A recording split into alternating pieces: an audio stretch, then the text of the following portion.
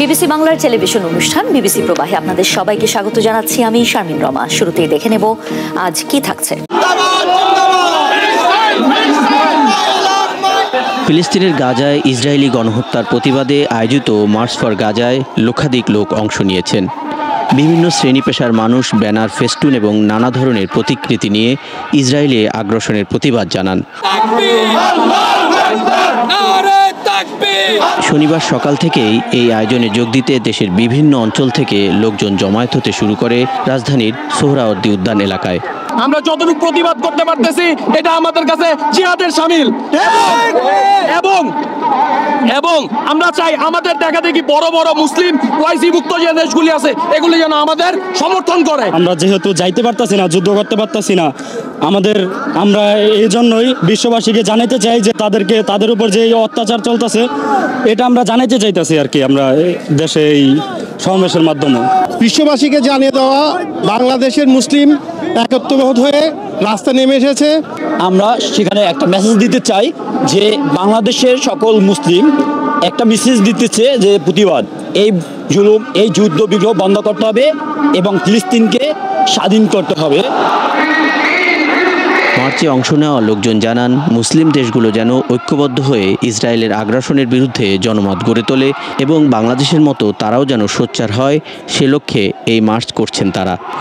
গাজাবাসী এবং ফিলিস্তিনের যুদ্ধ বন্ধ করার জন্য আমরা এই একত্রিত হয়ে সারা বিশ্বকে জানাইতে চাই যে আমরা মুসলমান একত্রিত হইতে চাই। আমাদের মতো যদি আরো মুসলিমরা এরকম ভাবে উঠে, অন্যান্য দেশ থেকেও এরকম যদি হয় তাহলে ওনাদের উপরে ভালো প্রভাব পড়বে। এই মার্চ ফর গাজা কর্মসূচিতে অংশ নিতে সকাল থেকে আমরা দেখেছি যে এই সোহরাওয়ার্দী উদ্যানে হাজার হাজার মানুষ এসেছেন, তাদের সবার হাতে ফিলিস্তিনের পতাকা এবং তারা এখানে সমবেত হয়েছেন। তাদের এই সমবেত হওয়া, তাদের এই প্রতিবাদের ভাষা সারা বিশ্বকে জানিয়ে দিতে চাওয়া যে ফিলিস্তিনের যারা মুসলমান রয়েছেন, গাজার যারা মুসলমান রয়েছে, তারা আলাদা কোনো সত্তা নয়। বিএনপি, জামায়াত ইসলামী, জাতীয় নাগরিক পার্টি, হেফাজতে ইসলাম সহ বিভিন্ন রাজনৈতিক দলের নেতা, বিভিন্ন সংগঠন, ইসলামিক বক্তা ও বিভিন্ন শ্রেণী পেশার মানুষ মার্চ ফর গাজা শীর্ষক এই কর্মসূচিতে একাত্মতা প্রকাশ করেন।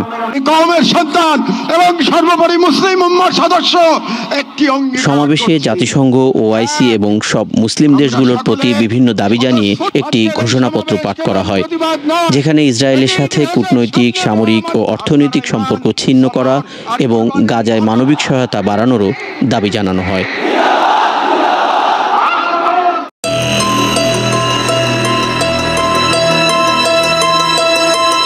আজ থেকে প্রায় ৬-৭ মাস আগে শেখ হাসিনা যখন দিল্লির উপকণ্ঠে এই হিন্ডন বিমান ঘাঁটিতে এসে অবতরণ করেন, তখন ভারতের ধারণা ছিল এই স্টপওভার বড়জোর ৬-৭ ঘন্টার জন্যই।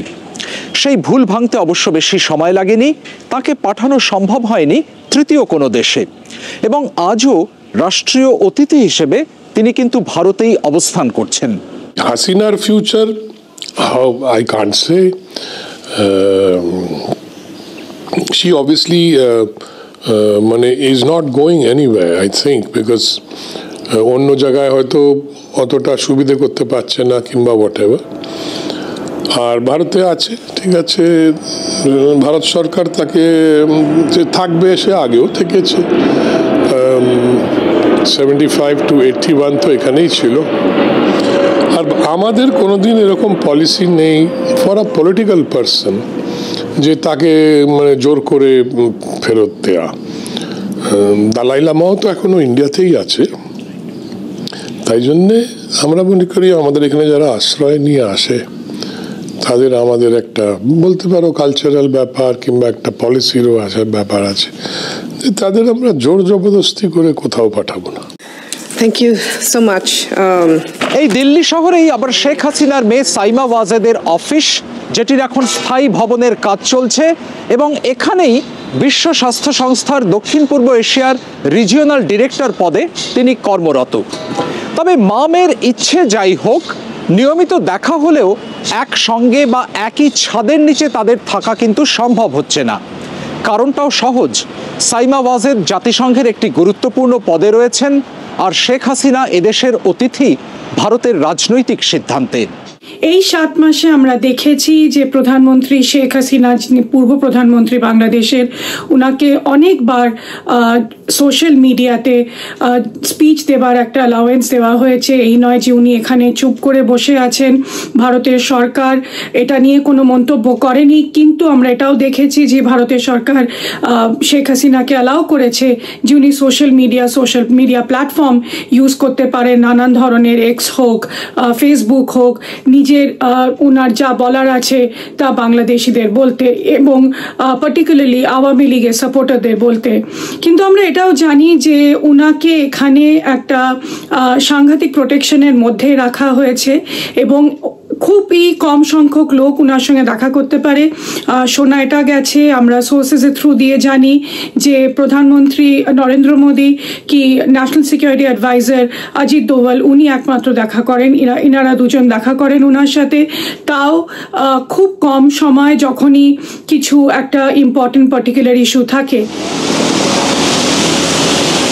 এর মাঝে দেশি বিদেশি নানা সংবাদ মাধ্যমে লেখা হয়েছে শেখ হাসিনাকে নাকি রাখা হয়েছে লুটিয়েন্স দিল্লির কোনো বাংলোতেই, এমনকি মাঝে মাঝে তিনি হাঁটাহাঁটিও করছেন দিল্লিতে মর্নিং ওয়াকারদের স্বর্গ বলে পরিচিত এই লোধি গার্ডেনে।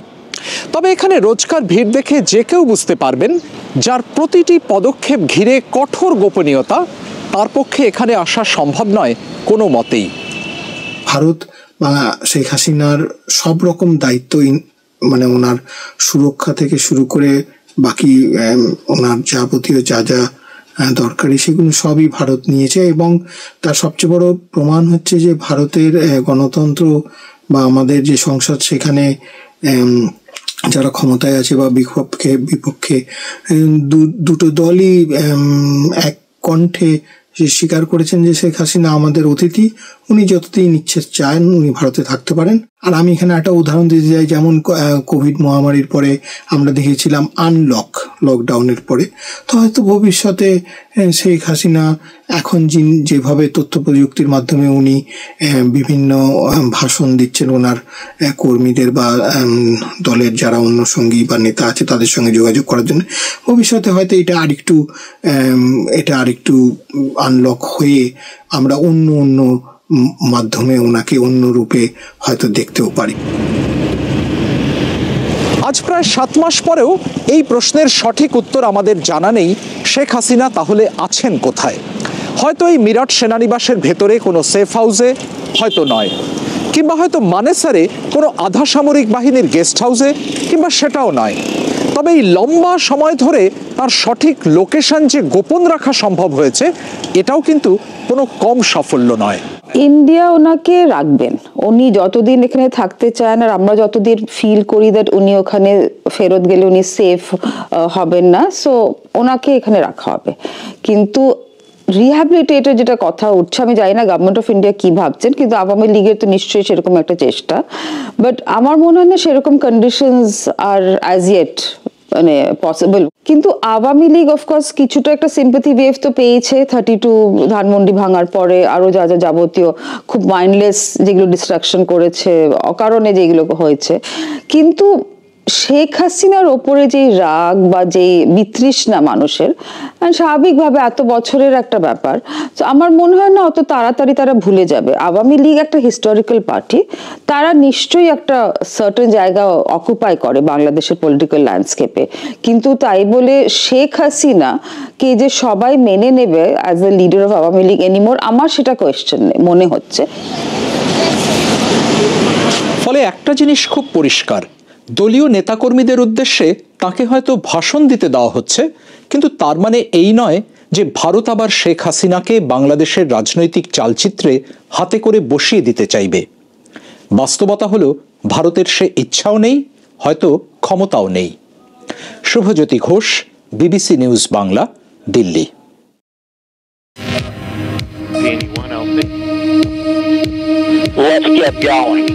গত বছরের জুনে মহাকাশচারী সুনিতা উইলিয়ামস আর বুচ গিলমোর যখন ইন্টারন্যাশনাল স্পেস স্টেশন বা আন্তর্জাতিক মহাকাশ কেন্দ্রের উদ্দেশ্যে যাত্রা করেন, তখন তারা জানতেন যে তারা 8 দিনের সফরে সেখানে যাচ্ছেন। কিন্তু ওই ঘটনার পর 9 মাসের বেশি সময় পার হয়ে গেলেও এখনও তারা পৃথিবীতে ফিরতে পারেননি। এই দুই অ্যাস্ট্রোনট জুনে ইন্টারন্যাশনাল স্পেস স্টেশনে গিয়েছিলেন বোয়িংয়ের মহাকাশযান স্টারলাইনারের একটি পরীক্ষামূলক সফরে। ওই সফরটি ছিল মহাকাশচারী নিয়ে স্টারলাইনার মহাকাশযানের প্রথম মহাকাশ সফর।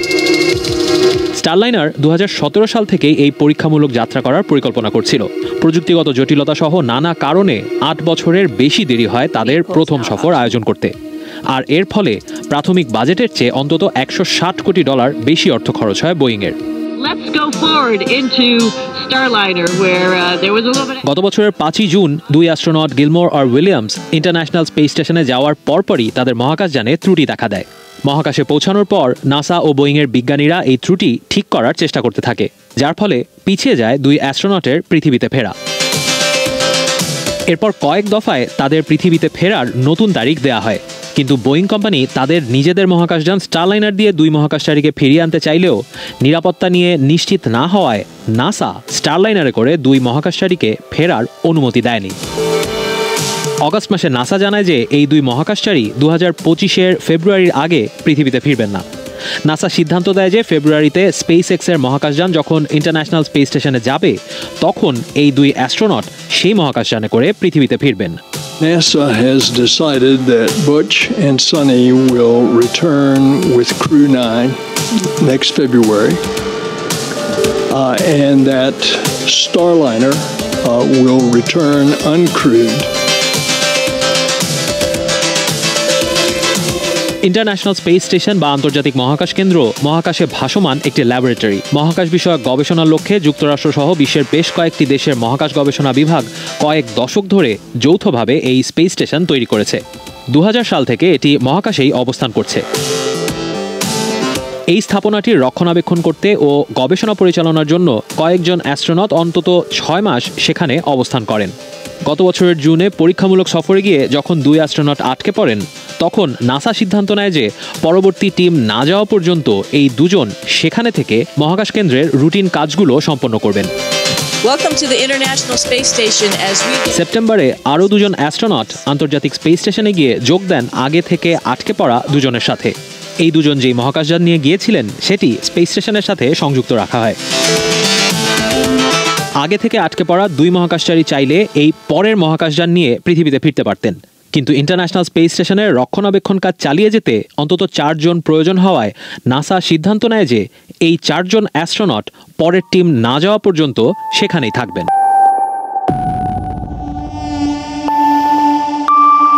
মানুষের দেহ মহাকাশে বসবাস করার জন্য উপযুক্ত না হওয়ায় লম্বা সময় মহাকাশে থাকলে নানা ধরনের প্রভাব পড়তে পারে মানুষের শরীরে। মহাকাশে উচ্চমাত্রার রেডিয়েশন বা তেজস্ক্রিয়তা মানুষের ডিএনএ ক্ষতিগ্রস্ত করা ও ক্যান্সারের ঝুঁকি তৈরি করার পাশাপাশি মস্তিষ্ক ও হৃৎপিণ্ডকেও ক্ষতিগ্রস্ত করতে পারে। এছাড়া মধ্যাকর্ষণহীন পরিবেশ মানুষের হাড় ও মাংসপেশিকেও দ্রুত ক্ষয় করে। মধ্যাকর্ষণহীন পরিবেশে 2 সপ্তাহ থাকলে প্রায় 20% মাংসপেশি ক্ষয় হয়, আর 3 থেকে 6 মাস থাকলে মাংসপেশির ক্ষয় হয় প্রায় 30%। একইভাবে 3 থেকে 6 মাস মহাকাশে থাকলে মানুষের হাড়ের ক্ষয় হয় প্রায় 10%, যা পূর্ণবয়স্ক মানুষের প্রতি বছরে হওয়া ক্ষয়ের তুলনায় 10 গুণেরও বেশি। এসব বিষয় মাথায় রেখে মহাকাশচারীরা দিনে অন্তত 2 থেকে 2.5 ঘন্টা কঠোর শারীরিক প্রশিক্ষণ ও ব্যায়ামের মধ্যে দিয়ে যান। এছাড়াও হাড়ের ক্ষয় প্রতিরোধ করতে বিশেষ ধরনের ডায়েট সাপ্লিমেন্টও গ্রহণ করে থাকেন তারা। তবে সবচেয়ে মজার বিষয় হলো দীর্ঘ সময় মহাকাশে থাকার পর অ্যাস্ট্রোনটদের কিছুটা লম্বা হওয়ার সম্ভাবনা থাকে।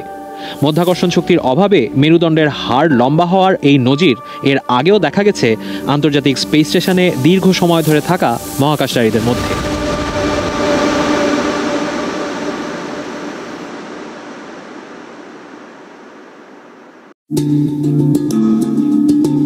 ভারতবর্ষ ভাগ হওয়ার পর 227 দিন পর্যন্ত একটি স্বাধীন ও সার্বভৌম রাষ্ট্র ছিল স্টেট অফ কালাত বা বালুচিস্তান। তারা পাকিস্তানের অংশ হতে চায়নি এবং পাকিস্তানের প্রতিষ্ঠাতা মুহাম্মদ আলী জিন্নাও সেই সময় তাতে সায় দিয়েছিলেন। কিন্তু ব্রিটিশদের চলে যাওয়ার পর ভারত বা পাকিস্তানে স্বতন্ত্র শাসক রাজাদের শাসনে থাকা রাজ্যগুলোর পক্ষে স্বাধীন থাকা আর সম্ভব হয়ে ওঠেনি। বালুচিস্তানের একটা বিশাল অংশ শীতল মরুভূমি, যা ইরানি মালভূমির পূর্ব প্রান্তে অবস্থিত। বর্তমানে পাকিস্তানের বালুচিস্তান প্রদেশ, ইরানের সিস্তান বালুচিস্তান প্রদেশ এবং আফগানিস্তানের একটি ছোট অংশে বিভক্ত প্রাচীন বালুচিস্তান। আফগানিস্তানের নিমরুজ, হেলমান্দ ও কান্দাহারও আগে বালুচিস্তানের অংশ ছিল। বালুচরা সুন্নি মুসলমান। এমনকি শিয়া অধ্যুষিত ইরানের সিস্তান বালুচিস্তান প্রদেশেও বালুচ সুন্নি মুসলমানদের বাস রয়েছে। পাকিস্তান প্রতিষ্ঠার পর থেকেই বালুচিস্তানে বিদ্রোহের সুর উঠতে থাকে। সেখানে চীনের প্রবেশের পর থেকে পরিস্থিতি আরও জটিল হয়ে উঠেছে।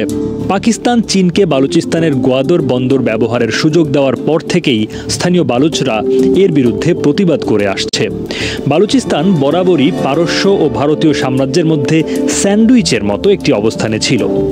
এমনকি উত্তরের প্রতিবেশী আফগানিস্তানকেও এই দুই সাম্রাজ্যে ঘটা যুদ্ধের প্রভাব বইতে হয়েছে।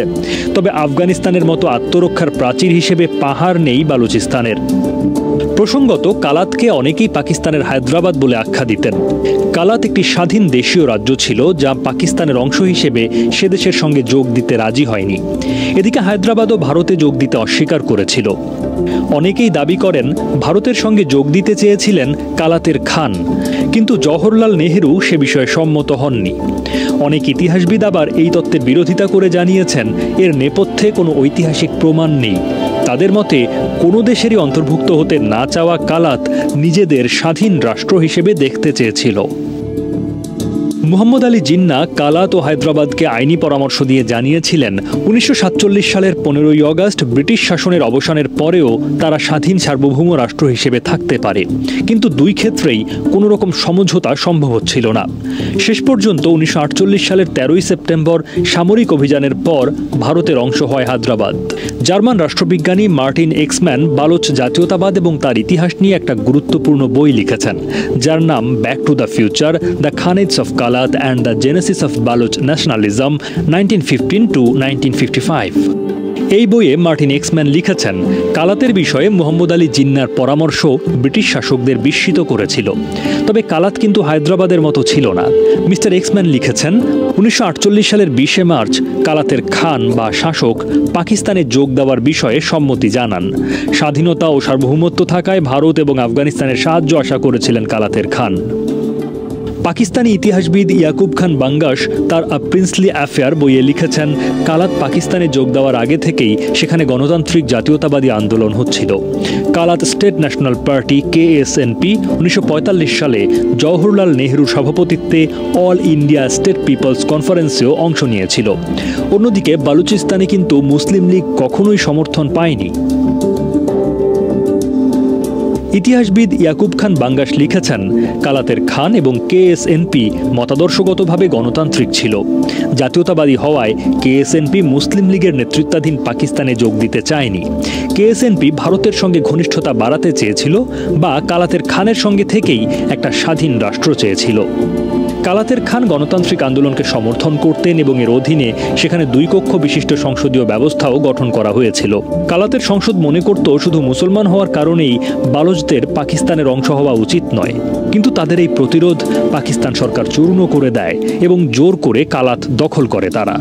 পাকিস্তানের ইতিহাসবিদ মোবারক আলী ব্যাখ্যা করেছেন, পাকিস্তানের সঙ্গে স্বশাসিত রাজ্যগুলোর সংযুক্তি এই শর্তে হয়েছিল যে পাকিস্তানের সরকার তাদের অভ্যন্তরীণ বিষয়ে খুব বেশি হস্তক্ষেপ করবে না, যদিও শেষ পর্যন্ত তেমনটা হয়নি। মোবারক আলী বলেন, কিন্তু ধীরে ধীরে এই দেশীয় রাজ্যগুলোর স্বায়ত্তশাসন পুরোপুরি নষ্ট হয়ে যায়। এর ফলে অনেক স্বশাসিত রাজ্যই নিজেদের মৌলিক পরিচয় হারিয়ে ফেলে। বালুচিস্তানও এই স্বশাসিত রাজ্যগুলোর মধ্যে একটা ছিল। বালুচিস্তান কিন্তু কোনোভাবেই পাকিস্তানে যোগদানের পক্ষে ছিল না। পাকিস্তান তো জোর করে তাদের অন্তর্ভুক্ত করেছে।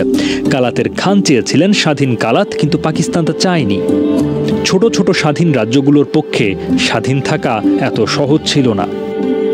মোবারক আলীকে প্রশ্ন করা হয় যে মুহাম্মদ আলী জিন্নাহ প্রথম দিকে স্বাধীন ও সার্বভৌম কালাতের সমর্থক ছিলেন, কিন্তু পরে কেন তিনি তার মত পরিবর্তন করেন, এমনটা কেন হয়েছিল? এর উত্তরে এই ইতিহাসবিদ বলেছেন, দেখুন, রাজনীতিতে কোনো একটা জিনিস স্থায়ী থাকে না, সময়ের সঙ্গে সঙ্গে বিষয়গুলোও বদলায়, তাই নেতাদের বক্তব্য ধরে রাখা ঠিক নয়। পাকিস্তান প্রতিষ্ঠার পর বালুচিস্তানের প্রতি জিন্নাহর মনোভাব একেবারে অন্যরকম হয়ে যায়। জিন্নাহ জোর করে কালাতকে পাকিস্তানে অন্তর্ভুক্ত করেছিলেন। ভৌগোলিক দিক থেকে বালুচিস্তান পাকিস্তানের অন্তর্ভুক্ত হলেও সেখানকার মানুষের মন কিন্তু একীভূত হয়নি। স্বশাসিত ছোট রাজ্যগুলোর নিজস্ব কোনো মর্যাদা ছিল না। জুনাগড়ের নবাব পাকিস্তানে যোগ দিতে চেয়েছিলেন, কিন্তু জুনাগড় যেখানে রয়েছে সেখান থেকে পাকিস্তানের অংশ হওয়া সহজ ছিল না। ঠিক একইভাবে কালাত যেখানে অবস্থিত সেখান থেকে ভারতের অংশ হওয়া অসম্ভব ছিল।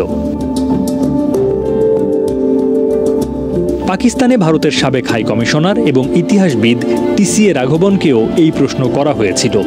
জবাবে তিনি বলেন, জিন্নার মনে কি ছিল তা নিয়ে কিছু বলা কঠিন, তবে এটা একেবারেই সত্যি যে জিন্না কালাতকে স্বাধীনভাবে থাকতে দেওয়ার পক্ষে কথা বলেছিলেন। 1947 সালে বুগতি নবাব এবং কালাতের খানের সঙ্গে জিন্নার যে সম্পর্ক ছিল 1947 সালের পর সেখানে যথেষ্ট পরিবর্তন আসে। স্পষ্টতই পরে তার মত পরিবর্তন হয়েছিল। সেই জন্যই বালুচিস্তানকে জোর করে পাকিস্তানে অন্তর্ভুক্ত করা হয়েছিল।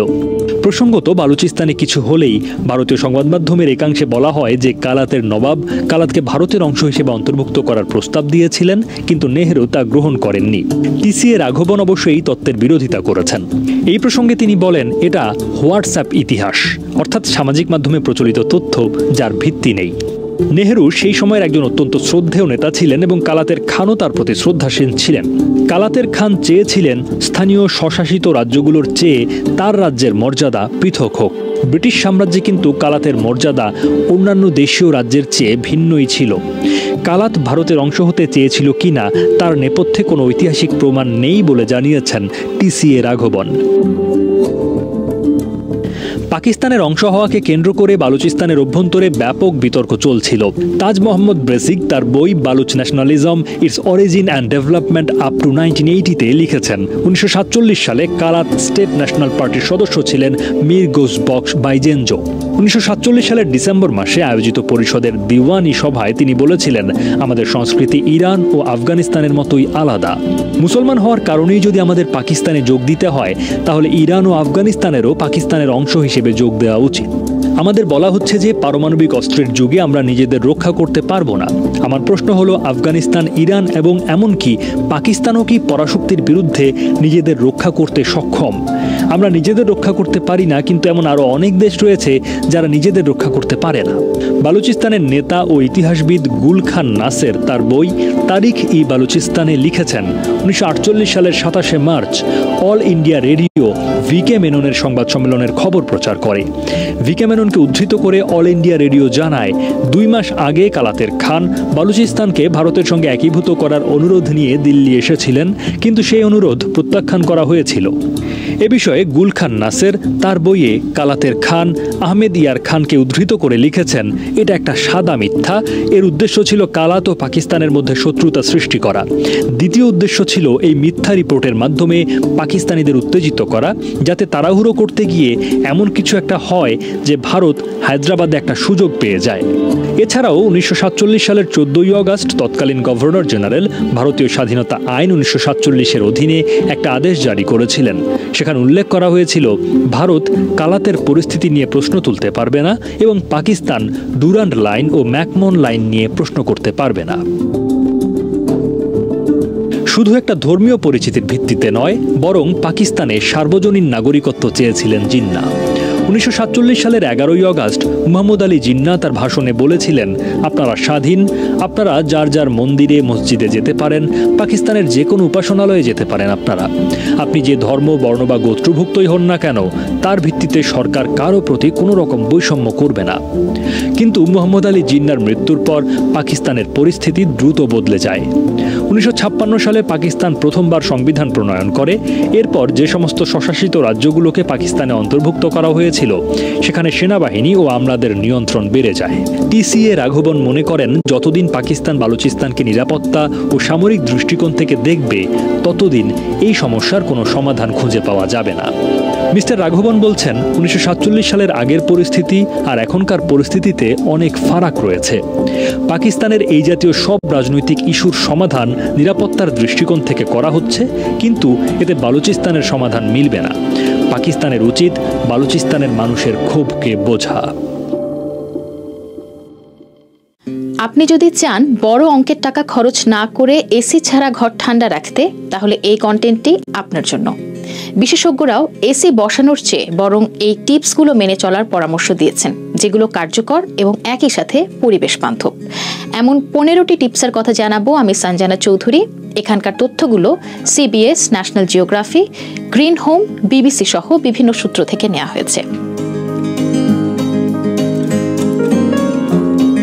ঘরের জন্য প্রাকৃতিক আলো জরুরি হলেও গরমকালে ঘরে যত সূর্যের আলো ঢুকবে ঘর ততই গরম হয়ে উঠবে। তাই দিনের বেলায় জানালা বন্ধ রাখুন, বিশেষ করে পশ্চিম ও উত্তরমুখী জানালাগুলোয় হালকা রঙের মোটা সুতির পর্দা টেনে দিন। পর্দাটি এমন পুরু হবে যা ঘর অন্ধকার করে দেবে। পর্দার বাইরের দিকে অর্থাৎ যে অংশ সূর্যের দিকে থাকে সেদিকে সাদা কাপড় সেলাই করা থাকলে বা আরেকটি সাদা পর্দা থাকলে সূর্যের আলো প্রতিফলিত হয়ে ঘর ঠান্ডা থাকবে। পর্দায় ঠান্ডা পানি স্প্রে করলে বা পর্দার উপর ভেজা চাদর ঝুলিয়ে দিলে সেই পানি বাষ্পীভূত হয়ে ঘর কিছুটা শীতল করবে। সম্ভব হলে জানালাগুলো পানিতে ধুয়ে নিতে পারেন। যতক্ষণ সূর্য প্রখর থাকবে ততক্ষণ পর্যন্ত জানালা দরজা বন্ধ রাখবেন। তবে সূর্যাস্তের পর যখন পরিবেশ কিছুটা ঠান্ডা হতে শুরু করবে তখন পর্দা সরিয়ে ঘরের সব দরজা জানালা খুলে দেবেন, যাতে শীতল বাতাস ঢুকতে পারে। ঘরের গরম তাপ বাইরে বের করে দিতে যে ঘরে আপনি থাকবেন তার জানালা খুলে বাতাস ঢুকতে দিন। তার বিপরীত কোণে থাকা অপর ঘরের জানালা খুলে বাইরের দিকে মুখ করে ফ্যান বসিয়ে দিন। এতে ঘরের গরম বাতাস বাইরে বেরিয়ে যাবে। একে বলা হয় ক্রস ভেন্টিলেশন, যা ঘর দ্রুত ঠান্ডা করে। তবে সকালে কড়া রোদ ওঠার আগেই সব দরজা জানালা আবার বন্ধ করে দিতে হবে। জানালায় যদি হিট প্রোটেক্টিভ উইন্ডো ফিল্ম লাগানো হয় তাহলে সেটা ৭৮% সূর্যের তাপ এবং ৯৯% পর্যন্ত ক্ষতিকারক ইউভি রশ্মি আটকে দিতে পারে, যার ফলে ঘর গরম হওয়া অনেকটা ঠেকানো যায়। উইন্ডো ফিল্ম হলো রঙিন স্টিকারের মতো আবরণ, যেটা জানালার কাঁচের ওপর বসানো হয়। সাধারণত গাড়িতে এটা ব্যবহার হয়ে থাকে। এটা আপনি বিভিন্ন অনলাইন মার্কেটে পেয়ে যাবেন। তবে উইন্ডো ফিল্ম না পেলে জানালার বাইরের কাঁচ সাদা রং করে বা সাদা কাগজ লাগিয়ে দিলেও হবে। এছাড়া 2টি স্তর বিশিষ্ট কাঁচের জানালা সাধারণ জানালার থেকে অনেক ভালো তাপ নিরোধক হিসেবে কাজ করে। এসব কাঁচ 3 থেকে 10 মিলিমিটার পুরু হয়, যা প্রচণ্ড তাপ থেকে রক্ষা করে। অন্যদিকে ঘরের ছাদে এবং দেয়ালে ইনসুলেশন করলে গরমকালে ঘর ঠান্ডা থাকে, আবার শীতকালে ঘর গরম থাকে। এই ইনসুলেশন হলো এক ধরনের মোটা প্রলেপ। কনস্ট্রাকশন বা ইন্টেরিয়র নিয়ে যারা কাজ করেন তাদের কাছ থেকে এই সেবা কিনতে পারেন। আপনার ঘরে কোন ইনসুলেশন সবচেয়ে ভালো কাজ করবে সেটা তারাই বলে দেবেন। জানালার ওপরে, বিশেষ করে পূর্ব পশ্চিমের জানালায় সানশেড থাকলে তা রোদের তাপ অনেকটাই আটকে দেয়। সানশেড না থাকলে জানালার ওপর হালকা রঙের ছাউনি টানিয়ে দেওয়ার ব্যবস্থা করতে পারেন। যুক্তরাষ্ট্রের বিদ্যুৎ বিভাগের তথ্য মতে জানালার ওপর ছাউনি বসালে সূর্যের তাপ ৭৭% পর্যন্ত আটকানো যায়। ঘরের দেয়াল, মেঝে, আসবাবপত্রের রং যত গাঢ় হয় তত বেশি আলো শোষণ করে এবং তাপমাত্রা ততই বাড়ে। উল্টো দিকে রং যত হালকা হয় আলো কম শোষণ হয়, প্রতিফলিত হয় বেশি, এতে তাপমাত্রা তেমন বাড়ে না। তাই ঘরের দেয়াল, মেঝে এবং আসবাবপত্রের রং যতটা সম্ভব হালকা রাখার চেষ্টা করুন। এক্ষেত্রে দেয়ালে তাপ নিরোধী পেইন্ট ব্যবহার করতে পারেন। এছাড়া মেঝে ঠান্ডা রাখার ক্ষেত্রে মার্বেল, স্যান্ডস্টোন এবং গ্রানাইটের টাইলস খুব ভালো, তবে এগুলো অনেক দামি হয়। এক্ষেত্রে কাঠ, ভিনাইল প্লাঙ্ক, সাদা রঙের সিরামিকের টাইলস বা পোর্সেলিন টাইলস ব্যবহার করলে ঘর ও এর আশেপাশের তাপমাত্রা অনেকটা কমে আসবে। মাটির ঘর হলে মাটি নতুন করে লেপে দিলেও ঘরে ঠান্ডা ভাব থাকবে। এছাড়া আসবাবপত্র কাঠের হলে হালকা রঙের বার্নিশ করিয়ে নেবেন। সবকিছু হালকা রং হলে দিনের আলো চলে যাওয়ার সঙ্গে সঙ্গে ঘর ঠান্ডা হতে শুরু করবে। আরেকটা বিষয়, ঘরের ভেতর আসবাবপত্র যতটা সম্ভব কম রাখুন। জিনিসপত্র যত কম হবে তাপ শোষণও কম হবে। কারো ছাদের রং যদি গাঢ় রঙের হয় তাহলে ওই বাড়ির তাপমাত্রা অনেকটা বেড়ে যায়। অন্যদিকে বাড়ির ছাদ যদি সাদা রঙে ছেয়ে দেয়া যায়, সেটা টিনের ছাদ হোক বা কনক্রিটের, তাহলে সূর্যের আলোর বেশিরভাগই প্রতিফলিত হবে। এতে বাড়ি ঠান্ডা থাকবে। দেখা গিয়েছে সাদা রং 85% আলো প্রতিফলিত করতে পারে, যেখানে গাঢ় রং প্রতিফলন করে মাত্র 20% কিরণ। এ কারণে সাদা রং করা ছাদের বাড়িগুলো কয়েক গুণ বেশি ঠান্ডা থাকে। অনেকে আছেন বাড়ির ছাদে ও আশেপাশে কনক্রিট পেভমেন্ট ব্লক বসান, কিন্তু জেনে রাখবেন এই ব্লকগুলো গরম ধরে রাখে। এতে দিন ও রাত দুই সময়ে পরিবেশ প্রচন্ড গরম থাকে। এক্ষেত্রে সাদা টাইলস বিকল্প সমাধান হতে পারে। ছাদ ঠান্ডা রাখার আরেকটি ভালো উপায় ছাদে বাগান করা। আবার ঘাসও বিছিয়ে দিতে পারেন। এক্ষেত্রে ছাদটি ওয়াটারপ্রুফ হতে হবে। এছাড়া ছাউনি লাগিয়ে বা ছাদে সোলার প্যানেল বসিয়েও সমস্যার সমাধান করতে পারেন। এক্সস্ট ফ্যান একটি ভালো সমাধান। এটি মূলত দেয়ালের ওপরের দিকে বসানো বৈদ্যুতিক পাখা। এটি রান্নাঘর ও টয়লেট সহ যে কোনো ঘরেই বসানো যেতে পারে। রান্নাঘরে যতক্ষণ রান্না করবেন ততক্ষণ ফ্যানটি চালিয়ে রাখতে হবে। এই পদ্ধতিটি তখনই ভালো কাজ করে যখন ভেতরের তাপমাত্রা বাইরের চাইতে বেশি হয়। বিছানা বালিশ তোশকের জন্য 100% পাতলা সুতির কাপড়ের কোনো বিকল্প নেই, কারণ সিল্ক বা পলিস্টার জাতীয় কাপড় তাপ ধরে রাখে, যেটা সুতিতে হয় না। বিছানার চাদরের ক্ষেত্রে হালকা রং, বিশেষ করে সাদা একরঙা চাদর বেছে নিন। বেশি রঙিন ও নকশাদার চাদর তাপ শোষণ করে থাকে। এছাড়া আমরা সচরাচর বিছানায় যেসব তুলার তোশক জাজিম ব্যবহার করি বা সোফায় যেসব গদি বসাই তা শরীর এবং আশপাশ থেকে প্রচুর তাপ শোষণ করে। এক্ষেত্রে বাঁশ বা অন্যান্য প্রাকৃতিক ফাইবারের তোশক জাজিম ও গদি ব্যবহার করা সবচেয়ে ভালো উপায়। সেটা সম্ভব না হলে বিছানা বা সোফার ওপরে সুতির বিছানার চাদর বিছিয়ে দিলেও কিছুটা কাজে দেবে। এছাড়া বালিশের ক্ষেত্রে চিলো নামের বালিশগুলো বেশ জনপ্রিয়তা পেয়েছে, যা গরমের সময়ও মাথা ঠান্ডা রাখে। এছাড়া বরফ জমানো পানির বোতল বিছানার পায়ের কাছে রাখলেও ঠান্ডার অনুভূতি পাবেন, তবে এতে বিছানা ভিজে যাওয়ার শঙ্কা থাকে। আপনি যদি দোতলা বাসায় থাকেন তাহলে খেয়াল করে দেখবেন নিচতলা অপেক্ষাকৃত ঠান্ডা, তাই মেঝেতে যদি মাদুর চাটাই বা শীতল পাটি বিছিয়ে ঘুমান তাহলে বিছানার চাইতে আরাম লাগতে পারে। আপনি ঘরে কি ধরনের বাতি জ্বালান তার সাথে তাপমাত্রার বড় যোগ আছে। বাংলাদেশে একসময় হলদে আলোর হ্যালোজেন বাতি ব্যবহার হতো, যা প্রচুর তাপ উৎপন্ন করে, কিন্তু গত 2 দশক ধরে এলইডি লাইটের মতো বিদ্যুৎ সাশ্রয়ী বাতির ব্যবহার বেড়েছে, যার বড় সুবিধা এতে তাপ উৎপন্ন হয় খুব কম। একটি বৈদ্যুতিক বাতি খুব সামান্য হলেও তাপ উৎপন্ন করে, তাই যেসব বাতির প্রয়োজন নেই সেগুলো বন্ধ রাখুন। আপনি কখন এবং কতক্ষণ ধরে রান্না করছেন সেটিও বেশ জরুরি, কেননা রান্না অনেক তাপ উৎপন্ন করে এবং আপনার বাড়ির তাপমাত্রা অনেকখানি বাড়িয়ে দেয়। তাই গরমে চেষ্টা করুন এমন খাবার খেতে যেগুলো অল্প সময় রান্না হয়ে যায় বা যেগুলো রান্নার প্রয়োজন নেই। এতে চুলা বা ওভেন অল্প সময় চালু থাকে, ফলে উত্তাপ কম ছড়ায়। তবে যাদের রান্নাঘর মূল ঘরের বাইরে, তাদের ঘর অনেকটাই ঠান্ডা থাকে। আপনার ঘরে ব্যবহৃত যন্ত্রপাতি যেমন mobile, charger, laptop, computer, oven, iron, hair dryer প্রতিনিয়ত তাপ উৎপন্ন করে। আপনি যন্ত্রটি চালাচ্ছেন না কিন্তু প্লাগ ইন করে রেখেছেন, এতেও তাপ উৎপন্ন হয়। তাই যন্ত্র ব্যবহার শেষে প্লাগের সংযোগও খুলে রাখুন। চেষ্টা করুন গরমকালে ডিভাইস যতটা কম ব্যবহার করা যায়, এতে বিদ্যুৎ খরচ কম আসবে, ঘর ঠান্ডা থাকবে। যদি আপনার বাড়ির আঙিনায় খোলা জায়গা থাকে তাহলে সেখানে ছায়া দেওয়ার মতো বড় গাছ লাগানো যেতে পারে। গাছ বড় করে তুলতে সময় ও ধৈর্যের দরকার, কিন্তু এর ফলাফল খুবই কার্যকর, কারণ একটি ছায়া দেয়া বড় গাছ 70% রোদ ঠেকাতে সক্ষম। এক্ষেত্রে জরুরি হলো সঠিক গাছ বাছাই করা, যা আপনার ঘরকে আসলেও ঠান্ডা রাখবে, বাতাস বিশুদ্ধ রাখবে, ছায়া দেবে। এটা ফুল গাছ বা ফল গাছ যে কোনো কিছুই হতে পারে, নির্ভর করবে মাটি ও জায়গার পরিধির উপর। এছাড়া ঘরের ভেতর গাছ থাকলে ভেতরে জমা হওয়া কার্বন ডাই অক্সাইড শুষে নেয়, ফলে ঘরের তাপমাত্রা তুলনামূলক কম থাকে। এক্ষেত্রে মানি প্ল্যান্ট, অ্যালোভেরা, এরিকা পাম জাতীয় গাছ বেছে নিতে পারেন। আপনি যদি এসি কিনতে না চান সেক্ষেত্রে ডিহিউমিডিফায়ারে বিনিয়োগ করতে পারেন। এর কাজ হলো ঘরের আর্দ্রতা শোষণ করা। বাংলাদেশের জলবায়ুতে প্রচুর জলীয় বাষ্প থাকায় গরম বেশি অনুভূত হয় এবং অস্বস্তি লাগে। তবে ডিহিউমিডিফায়ারের সাহায্যে আর্দ্রতা বের করে দিতে পারলে দেখবেন অনেকটাই ঠান্ডা আর আরামদায়ক লাগছে। ঘর ঠান্ডা রাখার ক্ষেত্রে জরুরি হলো ঘরে থাকা মানুষদের শরীর ঠান্ডা রাখা, আর এজন্য তাদের পর্যাপ্ত পানি খেতে হবে, সহজে হজম হয় এমন খাবার খেতে হবে, দিনে অন্তত 1 বার বা 2 বার ঠান্ডা পানিতে গোসল করতে হবে এবং সুতির হালকা রঙের পাতলা ঢিলেঢালা পোশাক পরতে হবে।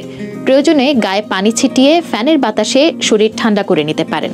ব্যাস, এই 15টি পদক্ষেপ নিলে আপনার ঘর এসির মতো না হোক, তবে আগের চাইতে অনেকটাই ঠান্ডা থাকবে, সেটা বলা যেতে পারে। বিবিসি বাংলা এমন নানা ধরনের কন্টেন্ট পেতে সাবস্ক্রাইব করুন আমাদের ইউটিউব চ্যানেল এবং চোখ রাখুন আমাদের ওয়েবসাইটে। এছাড়া আপনারা আর কি ধরনের কন্টেন্ট দেখতে চান সে বিষয়ে আমাদেরকে কমেন্ট বক্সে জানাতে ভুলবেন না। সবাইকে শুভকামনা জানিয়ে আমি শারমিন রমাজ এখানেই বিদায় নিচ্ছি। ভালো থাকবেন।